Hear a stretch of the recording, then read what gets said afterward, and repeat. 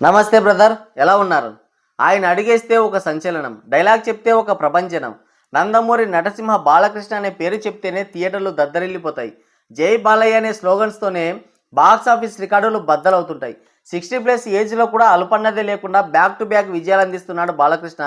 మొన్నటి వరకు చూసుకుంటే ఒకవైపు ట్రోల్స్, మరోవైపు విమర్శలతో సతమతమైపోయాడు. కెరియర్లోనే ఎన్నడూ లేని విధంగా ఒక లోయెస్ట్ ఫేజ్ని ఫేస్ చేసిన బాలకృష్ణ అఖండ సినిమాతో మళ్ళీ బౌన్స్ బ్యాక్ అయి ఇక అక్కడి నుంచి వెనుదిరిగి చూడకుండా బ్యాక్ టు బ్యాక్ విజయాలు అందిస్తున్నాడు ఇండస్ట్రీకి. అది కూడా విజయాలు అందించడం కాదు, కంటిన్యూస్గా 500 కోట్ల సినిమాలు అందించాడు ఇండస్ట్రీకి. అఖండ, వీరసింహారెడ్డి, డాకు మహారాజ్, భగవంత్ కేసరి, అఖండ 2 ఇలా కంటిన్యూస్గా 500 కోట్ల సినిమాలు అందించాడు. అసలు హిట్ అన్నదే గగనమైపోతున్న ఈ రోజుల్లో, ఒక హిట్ ఇస్తే 10 ఫ్లాప్లు ఇస్తున్న హీరోలు ఉన్న ఈ రోజుల్లో కంటిన్యూస్గా 5 బ్లాక్ బస్టర్లు అందించడమే కాదు, కంటిన్యూస్గా 500 కోట్ల సినిమాలు అందించడం అంటే ఆశమాసి కాదు.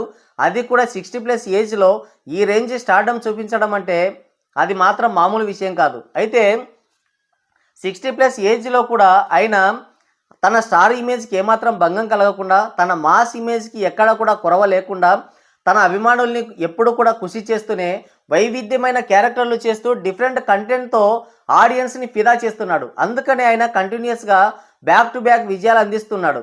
అటు తమిళ్లో చూసుకుంటే రజనీకాంత్, కమల్ హాసన్లు ఏజ్కి తగ్గ క్యారెక్టర్లు చేస్తూ హిట్లు కొడుతున్నారు. ఇటు మలయాళ ఇండస్ట్రీలో చూసుకుంటే మోహన్ లాల్, అలాగే మమ్ముట్టి వాళ్ళు కూడా ఏజ్కి తగ్గ క్యారెక్టర్లు చేస్తూ హిట్లు కొడుతుంటే, ఈ టాలీవుడ్ ఇండస్ట్రీలో బాలయ్య కూడా ఏజ్కి తగ్గ క్యారెక్టర్లు చేస్తూ బ్యాక్ టు బ్యాక్ విజయాలు అందిస్తున్నాడు. ఇది మాత్రం ఒక శుభ పరిణామం అని చెప్పాలి. అందుకనే ఇప్పుడు ఆయన డిఫరెంట్ క్యారెక్టర్స్ని అటెంప్ట్ చేయడం వల్ల ఆడియన్స్కి ఒక క్లారిటీ వచ్చింది.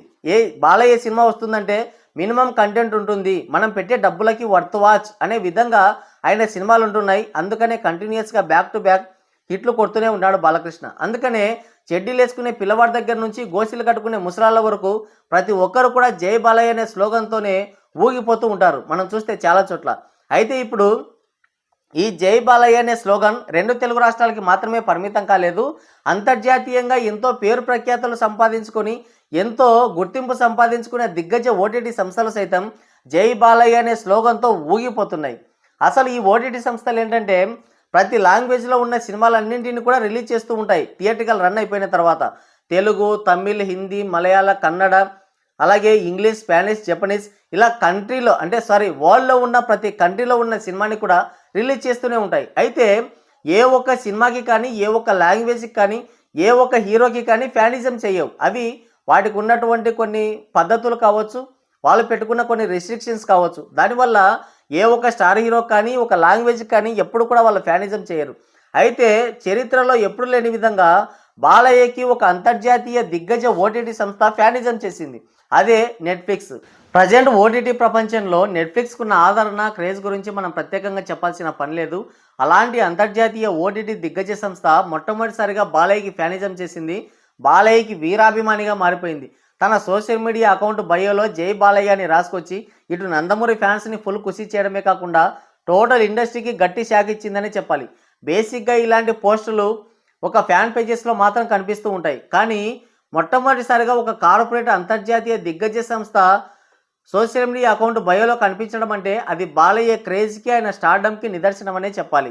రీసెంట్గా థియేట్రికల్ రన్ని కంప్లీట్ చేసుకున్న అఖండ 2 సినిమా ఓటీటీలో, అదే నెట్ఫ్లిక్స్లో ఈ నెల 9వ తారీఖు నుంచి స్ట్రీమ్ అవుతుంది. మొట్టమొదటి రోజు నుంచి కూడా ఈ సినిమా టాప్ ట్రెండింగ్లో దూసుకుపోతుంది. దేశభక్తి, దైవభక్తిని కలగలిపిన ఒక మాస్ కమర్షియల్ సినిమాని, ఇంత మంచి సినిమాని మనం థియేటర్స్లో ఎలా మిస్ అయ్యామని ఆడియన్స్ అంతా ఫీల్ అవుతున్నారంటే ఇక ఈ సినిమాకి ఏ రేంజ్ రెస్పాన్స్ దక్కిందో నేను ప్రత్యేకంగా చెప్పాల్సిన పని లేదనుకుంటా.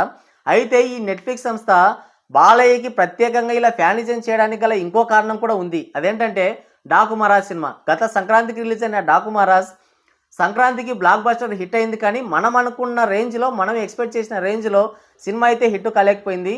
ఆ సినిమా ఆ రేంజ్ హిట్ అవ్వకపోవడానికి గల కారణాలు ఏంటో కూడా మనం మాట్లాడుకున్నాం. అంటే సినిమాకి సరైన ప్రమోషన్లు చేయలేదు, అదిగాక మాస్ సినిమాగా ప్రమోట్ చేశారు.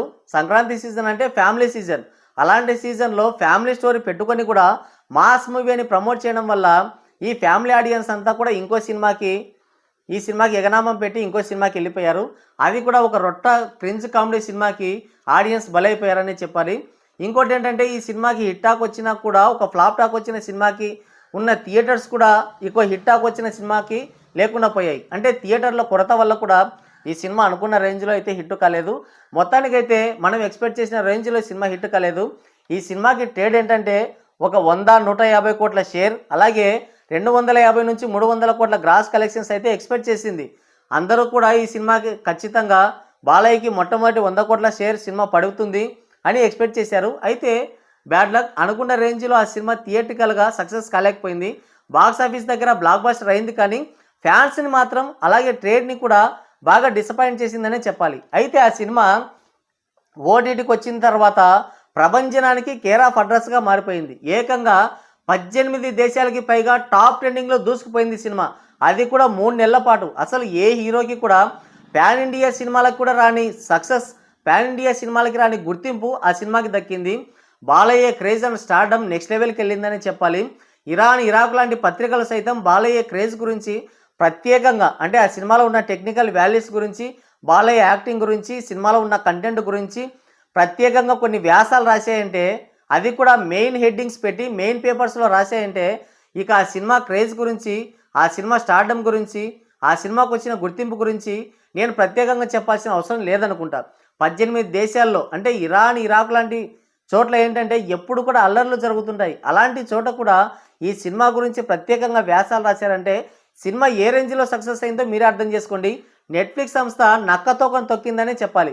అంటే వాళ్ళు ఎప్పుడు కూడా ఎక్స్పెక్ట్ చేయలేదు. అంతకు ముందు రిలీజ్ అయిన కల్కి, అలాగే పుష్ప ఇలాంటి పాన్ ఇండియా సినిమాలకు కూడా రాని సక్సెస్, ఆ సినిమాలకు రాని గుర్తింపు డాకుమారా సినిమాతో బాలయ్య తీసుకొచ్చాడు. నెట్ఫ్లిక్స్ సంస్థకి ఇక కలెక్షన్లో వరద పారిందనే చెప్పాలి ఓటీటీలో మాత్రం. అందుకనే ఆ సినిమాకి వచ్చిన సక్సెస్ను గుర్తుపెట్టుకొని వాళ్ళు ఈ విధంగా బాలయ్యకి ఫ్యానిజం చేశారు. ఇప్పుడు అఖండ 2 సినిమా కూడా నెట్ఫ్లిక్స్లో టాప్ ట్రెండింగ్లోనే దూసుకుపోతుంది. సినిమా థియేటికల్గా, అంటే బాక్స్ ఆఫీస్ దగ్గర ఉన్నప్పుడు సినిమాకి మొట్టమొదటి రోజు నుంచే అనవసరమైనటువంటి హేట్ని స్ప్రెడ్ చేశారు.